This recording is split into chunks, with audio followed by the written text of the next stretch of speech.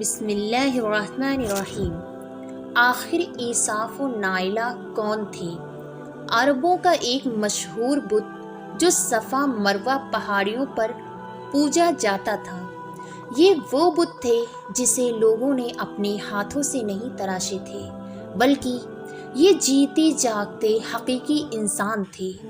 انہوں نے خانہ کعبہ کے اندر ایسا کیا جرم کیا تھا جس کی وجہ سے اللہ نے انہیں ایسا خوفناک عذاب دیا جو آنے والے لوگوں کے لیے عبرت کا نشان بن گئی۔ جب سے خانہ کعبہ تعمیر ہوا تب سے لے کر اب تک جس نے بھی بیت اللہ کی بے حرمتی کی یا بے حرمتی کرنے کی کوشش کی تو اللہ نے ان کا وہ حشر کیا کہ رہتی دنیا تک عبرت کا نشان بن کر رہ گئے۔ پھر چاہے وہ دنیا کا طاقتور بادشاہ ابرہہ اور اس کے ہاتھیوں کا لشکر ہی کیوں نہ ہو۔ اس کے علاوہ تاریخ میں کئی ایسے واقعات ملتے ہیں کہ جنہوں نے کعبہ شریف کی بے حرمتی کی اور ان کو اللہ نے دردناک عذاب دے کر تباہ کر دیا۔ اس کی ایک مثال ایصاف و نائلہ ہے۔ ایصاف بن یالا اور نائلہ بنت زید دراصل قبیلہ بنی جرہم کے ایک مرد زن تھے۔ نائلہ ایک خوبصورت اور حسین لڑکی تھی جو اپنے قبیلے میں یمن کے کسی علاقے میں رہا کرتی تھی۔ یہ خوبصورت حسینہ قبیلہ بنی جرہم میں اپنے حسن کی نمائش کیا کرتی تھی۔ وہ فحش لباس پہن کر گھر سے نکلتی تھی اور قبیلے کے نوجوان اس کے پیچھے پیچھے چلتے تھے۔ ہر کوئی اس سے تعلقات کا خواہش مند تھا۔ انہی لوگوں میں سے قبیلے کے سردار کا بیٹا بھی شامل تھا جس کا نام ایصاف بن یالا تھا۔ ایصاف اور نائلہ آپس میں محبت کر بیٹھے اور یہ محبت بہت ہی جلد خباثت میں بدل گئی۔ انہوں نے آپس میں ناجائز تعلقات قائم کر لیے اور جب کبھی موقع ملتا تو دونوں زنا میں مشغول ہو جاتے۔ اس طرح یہ سلسلہ یوں ہی چلتا رہا۔ جب ان کے گھر والوں کو اس کا علم ہوا تو وہ ان کے خلاف ہو گئے، جس وجہ سے ان کے ملنے پر پابندی لگا دی گئی۔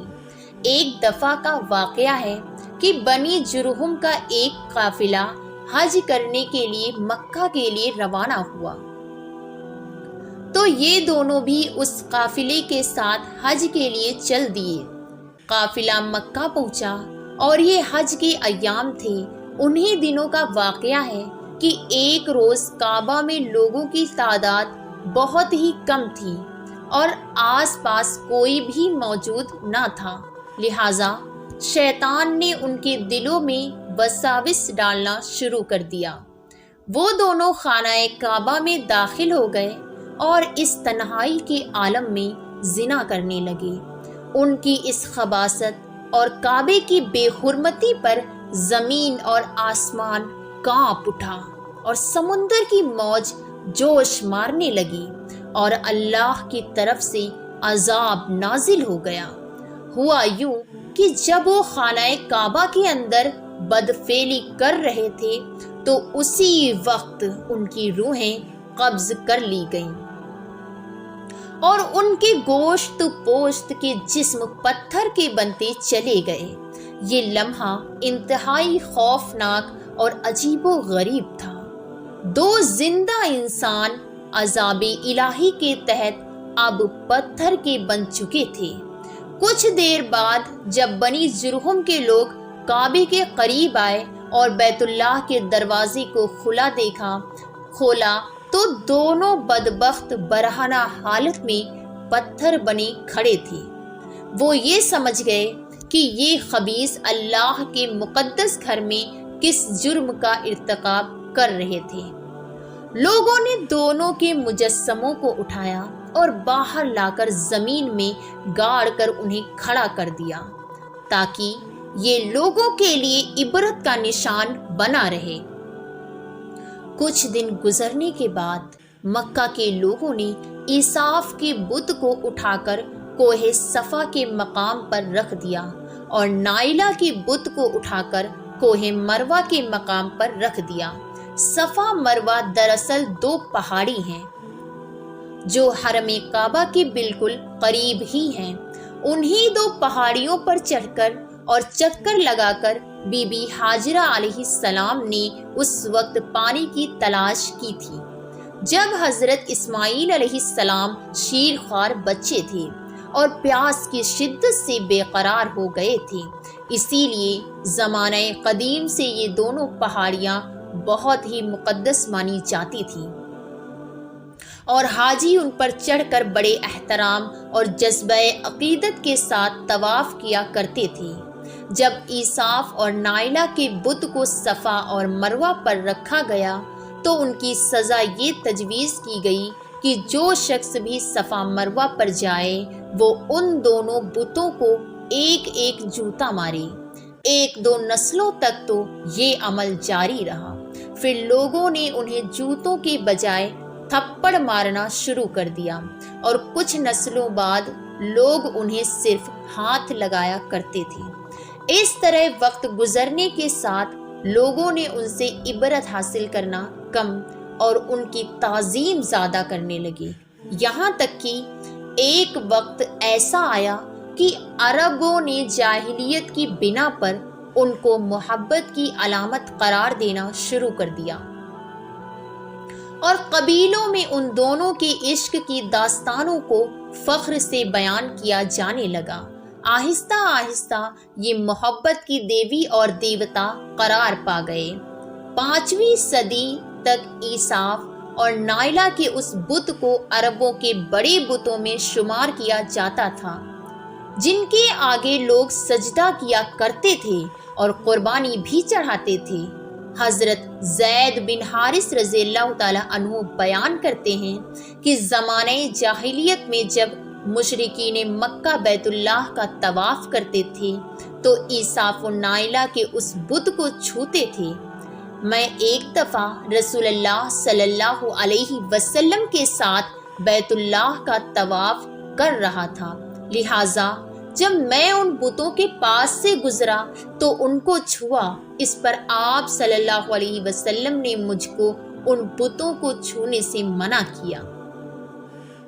میں نے اپنے دل میں کہا کہ بتوں کو چھونے سے منع کیا کہ دیکھوں تو صحیح کہ چھونے سے ہوتا کیا ہے، اسی لیے دوبارہ ان کو چھوا۔ آپ صلی اللہ علیہ وسلم نے دوبارہ ذرا سختی سے منع کرتے ہوئے فرمایا، کیا تم کو منع نہیں کیا تھا؟ حضرت زید فرماتے ہیں کہ اللہ کی قسم اس کے بعد کبھی کسی بت کو میں نے ہاتھ نہیں لگایا، اور میں قسم کھا کر کہتا ہوں کہ نبی صلی اللہ علیہ وسلم نے کبھی بھی کسی بت کو نہیں چھوا تھا، یہاں تک کہ اللہ نے آپ کو نبوت عطا فرما دی اور آپ پر وحی نازل ہونے لگی۔